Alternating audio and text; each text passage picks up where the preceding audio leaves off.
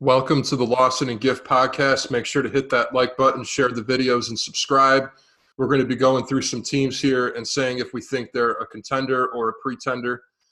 Let's start with the Buffalo Bills. 4-1. I don't think a lot of people saw that coming. I'll start by saying I think it's possible they can make a wild card. So I guess that technically makes them contenders. Yeah, Giff.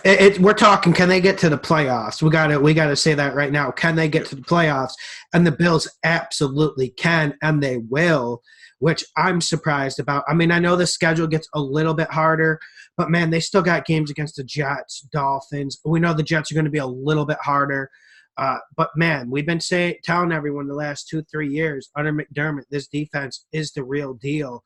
The only problem is the receivers, man. I was watching some film on NFL Network. Baldinger was showing some film, and it was like you said, man, every time he zapped into the all-22, I know it was the Patriots secondary, but literally, they weren't even covered. They were blanketed. Yeah, and this was going on all season, not just in that Patriot game. Yeah, I mean, if the Bills made a trade for a wide receiver, that would, I think, put them into serious contention because of how good that defense is. I don't know how much more proof anybody needs, but what they did against Brady, even though the Bills were at home, I think this defense is for real. And because of that, they're contenders. If they traded for a receiver, that would put them in serious contention, I think.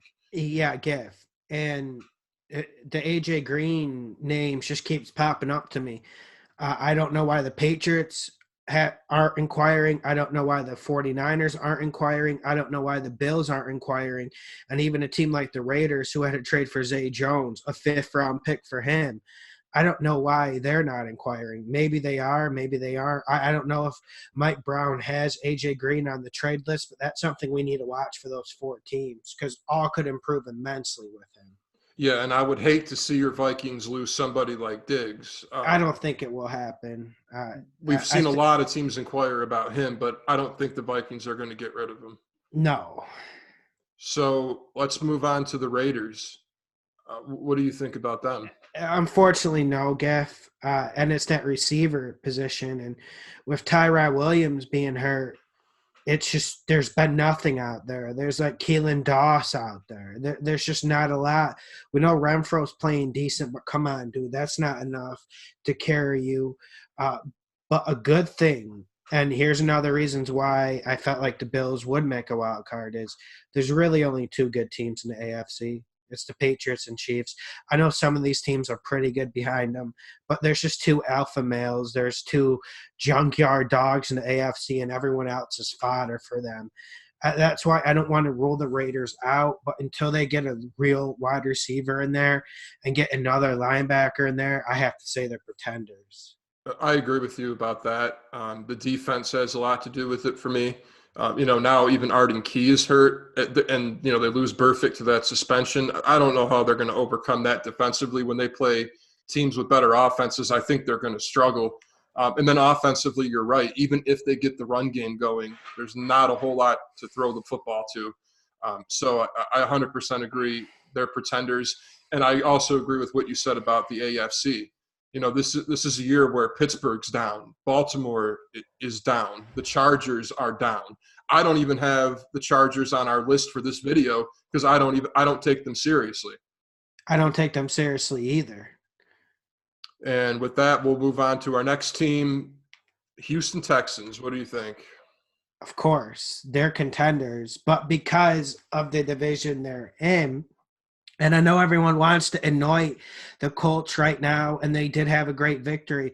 But this Colts team is really, really unstable. Some weeks they look good. The next week they're getting slapped around by Chucky with his Raiders coming on the road. So you have to say the Texans are contenders because someone's got to get that second AFC wildcard spot. And to be honest, even though we saw the Chargers and Texans play, I still think the Texans are better, but they need if they figure out this offensive line and get a little bit of a run game, slam dunk. Yeah, I think this is tough for me to say, but I guess because they're going to probably win the division, I have to say, yeah, they're a playoff team, but it's not going to be much more than that. I don't think they can do any type of damage in the playoffs. And it's because of that offensive line. Now, like you said, if they figure it out, then this is a whole different story because they have some serious firepower on that offense. And their defensive front is still decent. So I think that they, if they can figure out the O-line, like you said, then I think they could do some damage in the playoffs. But that's a big if because right now it's looking really bad. That put on the Carolina film and you see what we're talking about with that, with the Texans. And then since you mentioned the Colts, they're right up next on the list. I have to agree with you.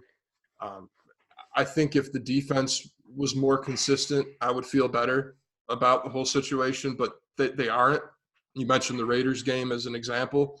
And then offensively, how good is Jacoby Brissett going to be big picture-wise through the whole season? Right now, he's keeping it together. He does look really calm. He's not rattled at all. But is that going to be enough? I don't think so. Absolutely not, Geff. I'm saying pretenders here. I don't think they win that division. I don't think they get that second wild card spot in the AFC. And I know I'm going to take hell for this, especially after them beating the Kansas City Chiefs. Everyone's going to say I look like an idiot. But man, you got to watch the other games too. Yep. And let's move on now to, I think we'll both agree on this. As we talk about the Cowboys, I have them as a pretender. I'm going contender as of right now, only because the NFC East is wide open. That's the only reason. But let's get to some brass tacks about what's going on in the NFC. NFC North, the way it's going, it's slam dunk. They get 2 playoff teams. I think I can say that at this point. And then when I look at when I look at the NFC West, man, slam dunk, they get 2 playoff teams. So that leaves little to no room. I think Cowboys can still win that division. They got a chance, so I'm not ruling them out. But I think Philly wins that division. So, yeah, I have to go pretender, like I said, because, Philly, I think that they're the best team in that division. I think they're going to win it. And the Cowboys, man, offensively, you can't have an offense like that and expect to compete for a playoff spot. I think they're going to be losing more games and possibly including this one where they go to the Jets. I still stand by that pick. So with that, we'll talk about the Eagles. And as I said, I think they're contenders. I think they win that division. That's easy, contenders. And I know everyone's not happy with the record and some of the performances, but I see really good things with the Eagles. So I'm with you there. Yeah, and I really like how they're being patient with Deshaun Jackson, too. If he's hurt, let him get healthy because that'll help towards playoff time, towards the end of this season. If he's fully healthy and on the field with Jeffrey and Ertz and everybody, that's going to be looking really good. The only thing I worry a little bit about with the Eagles is defensive injuries. That D-line's got to get fully healthy and play at a high level. And plus, they can't lose somebody like Darby. That's not going to help them at all come playoff time. But you got to love the coaching with the Eagles. And if they stay healthy, they're definitely going to be serious contenders. Completely agree. And with that, let's talk about the 49ers. What do you see with them? Oh, contenders for sure. We were flirting with this before the start of the season because we know Shanahan's going to run the rock. The defense has been good so far. And when you start 4-0, I don't care who you played, it sets you up pretty damn well. But I'm not saying this is a slam dunk. They win this NFC West, though. I want everyone to know that. Yeah, I definitely agree with you there. And I got them as contenders because I think at the very least they'll get a wild card, possibly. But don't they kind of – well, yeah, because you think there's probably going to be 2 teams coming out of this division. So but then again, I don't think they're – to be brutally honest, if you had to put a gun to my head today, even with the Rams having more losses, give me the Rams and Seahawks coming out of that division.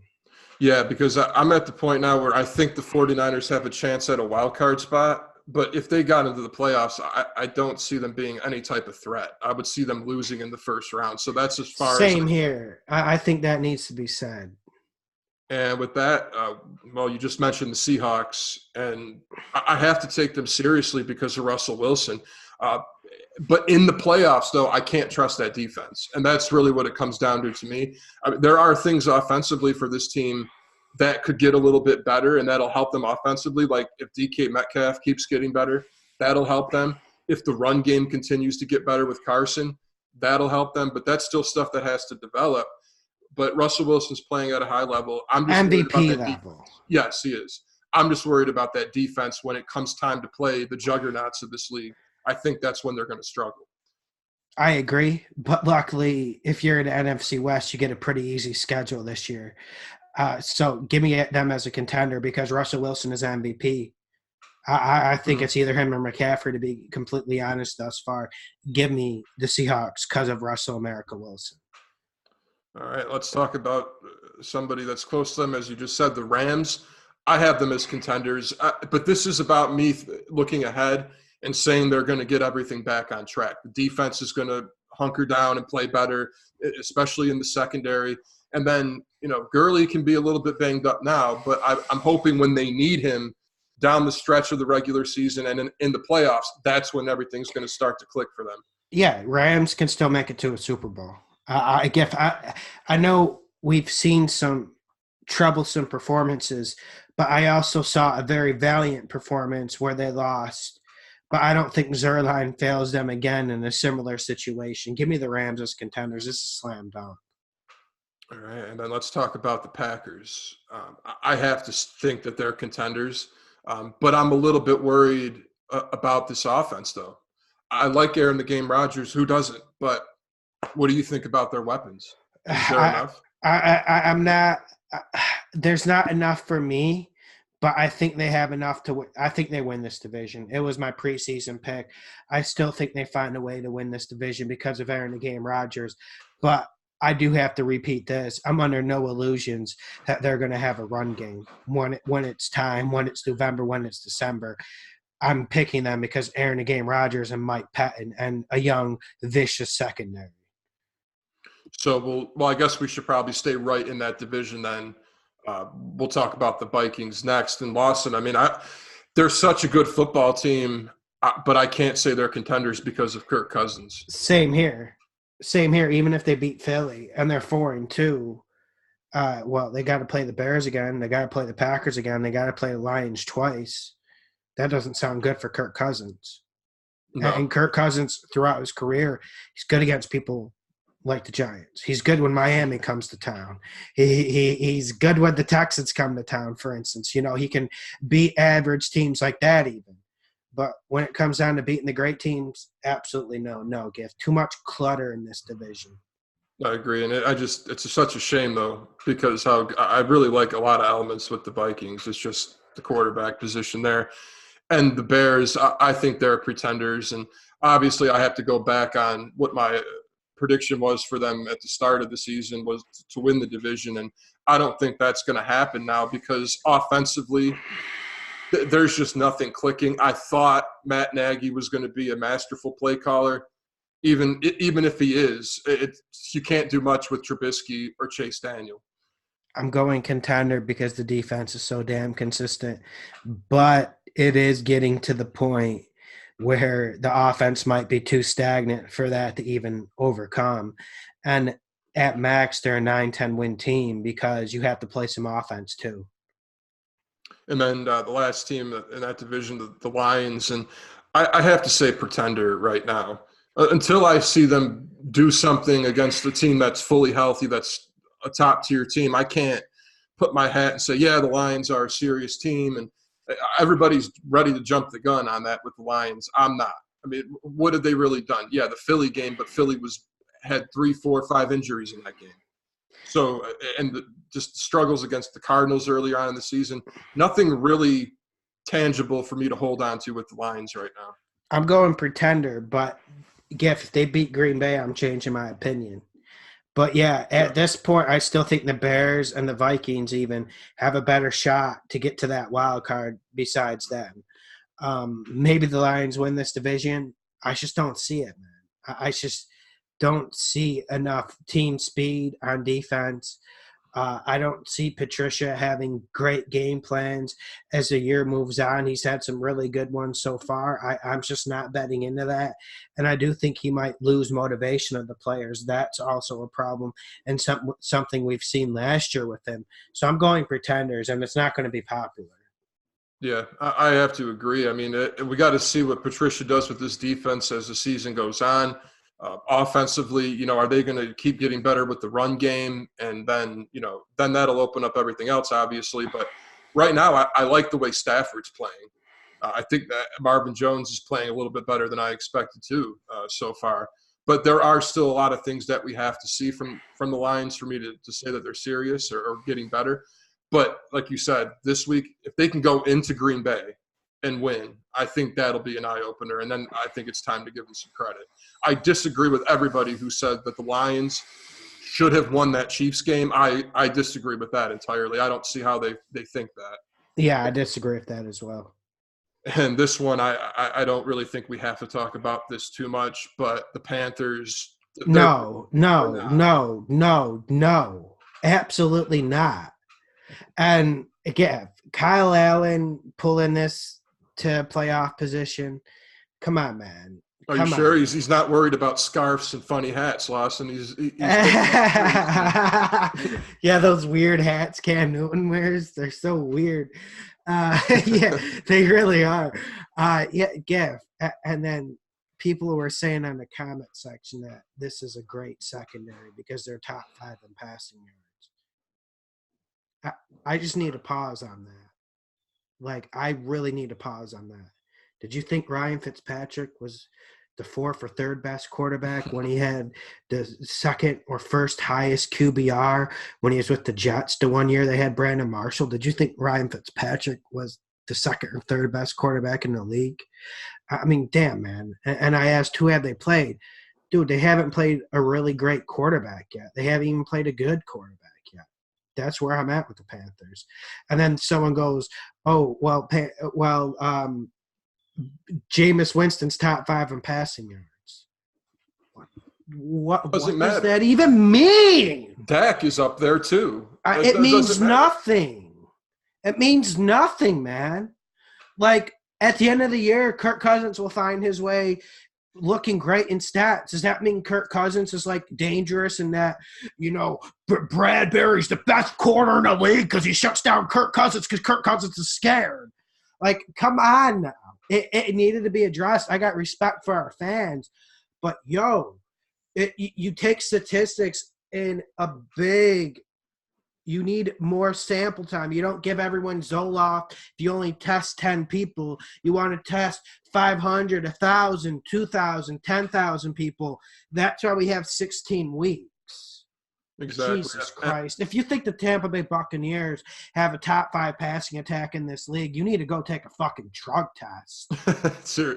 Seriously. Yeah, and that's why they're not on this list that we're going through here right now. But I also do want to bring up McCaffrey, though.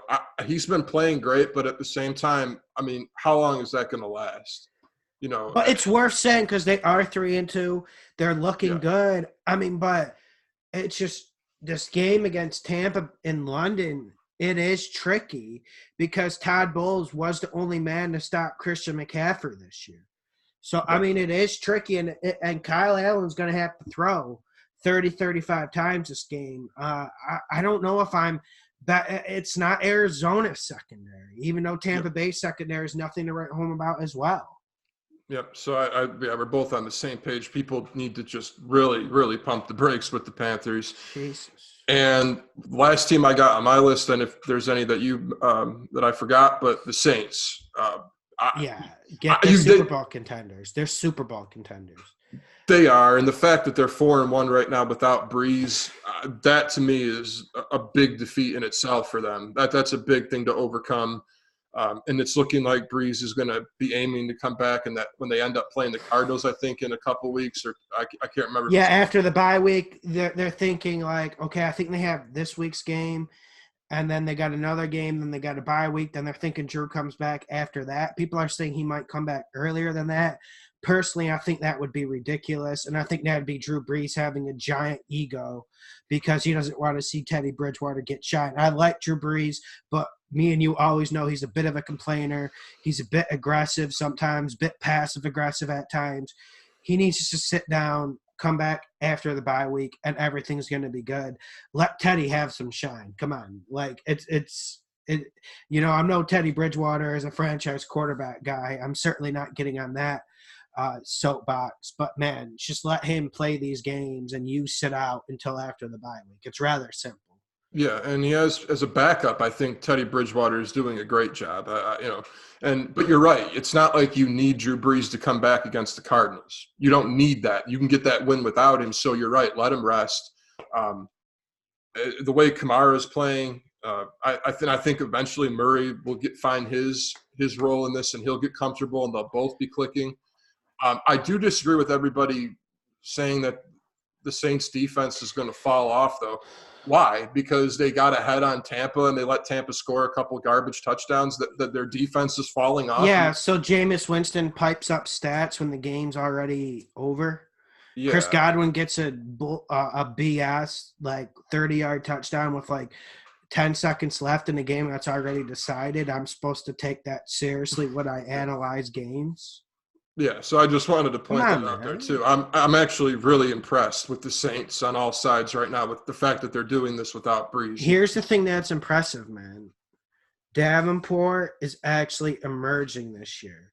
So you put him with Cam Jordan. Cam Jordan hasn't had a dude to really run with, a dog to really hunt with for what? 5, 6, 7 years, if that. I mean, I can't think of a really good DN to come through through those doors since Cam Jordan's reign. Can't think of too many good defensive linemen they've even had. Sheldon Rankins had one monster season, but it was just one monster season. Then he slowly faded. And Lattimore too. I mean, we already know that he's good, but I mean, you got to put him up there as a top 5 corner at least. He might have taken the throne from Jalen Ramsey as of right now. I think he gives him a run for his money. I have to agree. And I think we covered all the teams that we needed to. But Jags, I still think they can make a wild card. I'm not ruling them out. That's the nature of the AFC South. Let me think if there's any other teams I want to comment about. No one in the Chiefs. We already commented about the Chiefs division. I'm trying to think of other teams. Atlanta, done. Needed to say that. I think we already talked about that when we're talking about another team. But yeah, Atlanta, done. We know the Redskins are done. Miami's done. A lot of teams are already done. I guess we got to talk about the Browns last thing. I still think they have I don't think they'll do it, Geff. And I'm glad you didn't even I'm glad we didn't talk too much about Baltimore either. But man, I still think the Browns can beat out Baltimore for that division. Whatever that means to people, I don't really know. Do I see them doing anything in the playoffs? Not really. But I still think the Browns can beat out the Ravens for that division. That's where I'm at with it. Yeah, because I honestly think 9 wins gets that division. Whoever gets to that point. Really, because right now I still have the Ravens a little bit ahead of the Browns just because because the Browns right now, they've fallen off the tracks. You're getting some good coaching from the Ravens week in and week out. Me and you were even talking about it's not even hindsight bias or it's not even recency bias. Me and you were worried about Freddie Kitchens going into the season like shucks, I'm Southern. It gets like a little bit old. It's not college football where you're Clemson or you're Alabama and your dudes will beat their dudes. Me and Giff could call the game, for heaven's sakes. Come on now. Yeah, but what I don't understand with the Browns is at what point do you look at the film and say, okay, what we're doing offensively isn't working. Maybe we should try something new. That's what I'm not understanding right now. Like, why aren't they trying to get more physical on the line and maybe, have some single back formations with less receivers and try to get more physical and then try to open up things that way. Try just something different. That's what I'm saying. And I don't really get it. And dude, Baker's because of Greg Robinson, Baker's floating right every single play into the right tackle, and it's just creating messy situations. He won't stand in the pocket even when Greg Robinson holds up at left tackle. It's not looking good, but a lot of it is Freddie Kitchens. Like you said, there's been no adjustment. And we know they beat the Ravens, but a big reason why they beat the Ravens is because Jarvis Landry went just ham. He was just completely brilliant that game, breaking tackles, making something out of nothing, and also because Nick Chubb pounded the living hell out of the Ravens. Yeah, but they needed this. They need to stay with the running game, though. I think that's the major thing. But Yeah. can this defense even hold up? I mean, Well, yeah, in the secondary, I mean, yeah, I don't know. And then against the run, even can they hold up? I mean, yeah, there's going to be games where Cleveland, just because of the talent, it's going to take over in certain games, like the Baltimore game. You know, that defense for Baltimore isn't that great, and the receivers just took over because they're so good. But you have to get creative in this league. You have to find ways to win games other than just pure talent. Just ask the Falcons. So with Freddie Kitchens, I just don't know how many weeks you can go in there. Like even that week against the Jets, they struggled. They eventually, the talent took over and it opened up yeah, things. and we know you won a big parlay on that, and yeah, it was cute. Yeah, like everyone got excited about the Browns because they're on Monday night. Like, listen, there's good storylines with them. I'm not hating, but you're right, Gift. Me and you came on, and they won by what, like 30 points, and we were just rather unimpressed by the whole performance. I mean, beating up on Luke Falk and Trevor Siemian is one thing, but actually beating up on Lamar Jackson again, got a good point, though. Ravens are the more consistent outfit at this point, probably because they have a lot better coaching staff. And, man, the Browns, why do they find themselves in these situations with novice at coach? Like, come on. I don't really understand it. I didn't really feel like Freddie Kitchens earned the job anyway. I'm not that he didn't make the offense a little bit better last year, but you and me were pretty isolated on the subject, man. It was just me and you saying, like, maybe this dude shouldn't get the job. I mean, we understand the recency bias, how Baker came to life with Freddie Kitchens. We understand the stats Baker put out, but this was Greg Williams' job to be had. You need more experience, especially with a locker room full of Odell Beckhams. I'll end on that note because Yeah. I'm just thinking, man, what could they have done if Greg Williams stayed head coach with all this talent? You got to wonder. They wouldn't be getting blown out to San Francisco and looking like they're the last physical team. Matt Breida wouldn't be running free for 70-yard touchdowns without getting touched, for heaven's sakes. I know that. I'm not banking on them going to Super Bowl like other people were, but goddamn, this would be a more competitive outfit, and it just simply isn't with Freddie Kitchens. And he's starting to look confused. Like, yeah, I know he naturally has a confused look on his face. It's just by default.